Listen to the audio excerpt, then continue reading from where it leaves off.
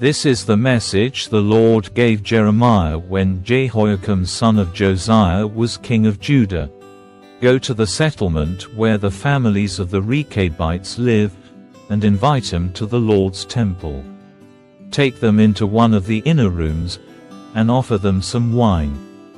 So I went to see Jaazaniah son of Jeremiah and grandson of Habatziniah and all his brothers and sons, representing all the Rechabite families. I took them to the temple, and we went into the room assigned to the sons of Hanan son of Igdaliah, a man of God. This room was located next to the one used by the temple officials, directly above the room of Maaseiah son of Shallum, the temple gatekeeper. I set cups and jugs of wine before them and invited them to have a drink, but they refused. No, they said, we don't drink wine, because our ancestor Jehonadab son of Rechab gave us this command: you and your descendants must never drink wine. And do not build houses or plant crops or vineyards, but always live in tents. If you follow these commands, you will live long, good lives in the land. So we have obeyed him in all these things. We have never had a drink of wine to this day, nor have our wives, our sons, or our daughters. We haven't built houses or owned vineyards or farms or planted crops. We have lived in tents and have fully obeyed all the commands of Jehonadab, our ancestor. But when King Nebuchadnezzar of Babylon attacked this country, we were afraid of the Babylonian and Syrian armies. So we decided to move to Jerusalem. That is why we are here. Then the Lord gave this message to Jeremiah. This is what the Lord of heaven's armies, the God of Israel, says: Go and say to the people in Judah and Jerusalem, come and learn a lesson about how to obey me. The Rechabites do not drink wine to this day because their ancestor Jehonadab told them not to. But I have spoken to you again and again, and you refuse to obey me. Time after time I sent you prophets, who told you, turn from your wicked ways, and start doing things right. Stop worshipping other gods so that you might live in peace here in the land I have given to you and your ancestors. But you would not listen to me or obey me. The descendants of Jehonadab son of Rechab have obeyed their ancestor completely, but you have refused to listen to me. Therefore, this is what the Lord God of heaven's armies, the God of Israel, says: Because you refuse to listen or answer when I call, I will send upon Judah and Jerusalem all the disasters I have threatened. Then Jeremiah turned to the Rechabites and said, This is what the Lord of heaven's armies, the God of Israel, says: You have obeyed your ancestor Jehonadab in every respect, following all his instructions.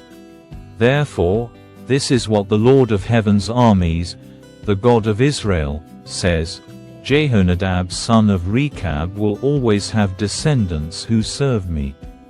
During the 4th year that Jehoiakim son of Josiah was king in Judah, the Lord gave this message to Jeremiah: Get a scroll, and write down all my messages against Israel, Judah, and the other nations. Begin with the first message back in the days of Josiah, and write down every message, right up to the present time. Perhaps the people of Judah will repent when they hear again all the terrible things I have planned for them. Then I will be able to forgive their sins and wrongdoings. So Jeremiah sent for Baruch son of Neriah, and as Jeremiah dictated all the prophecies that the Lord had given him, Baruch wrote them on a scroll. Then Jeremiah said to Baruch, I am a prisoner here and unable to go to the temple. So you go to the temple on the next day of fasting, and read the messages from the Lord that I have had you write on this scroll. Read them so the people who are there from all over Judah will hear them, Perhaps even yet they will turn from their evil ways and ask the Lord's forgiveness before it is too late. For the Lord has threatened them with his terrible anger. Baruch did as Jeremiah told him and read these messages from the Lord to the people at the temple. He did this on a day of sacred fasting held in late autumn, during the 5th year of the reign of Jehoiakim son of Josiah. People from all over Judah had come to Jerusalem to attend the services at the temple on that day. Baruch read Jeremiah's words on the scroll to all the people. He stood in front of the temple room of Gemariah, son of Shaphan the secretary.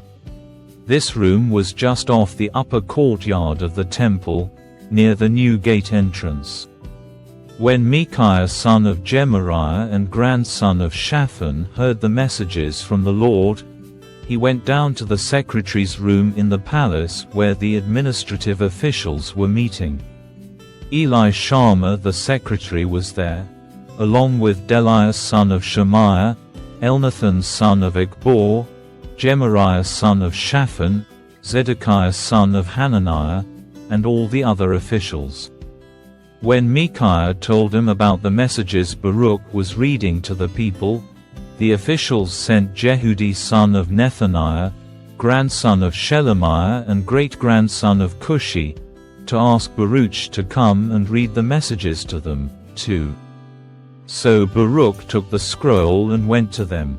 "Sit down and read the scroll to us," the officials said, and Baruch did as they requested. When they heard all the messages, they looked at one another in alarm. "We must tell the king what we have heard," they said to Baruch. "But first, tell us how you got these messages. Did they come directly from Jeremiah?" So Baruch explained, "Jeremiah dictated them, and I wrote them down in ink, word for word, on this scroll. You and Jeremiah should both hide," the officials told Baruch. "Don't tell anyone where you are."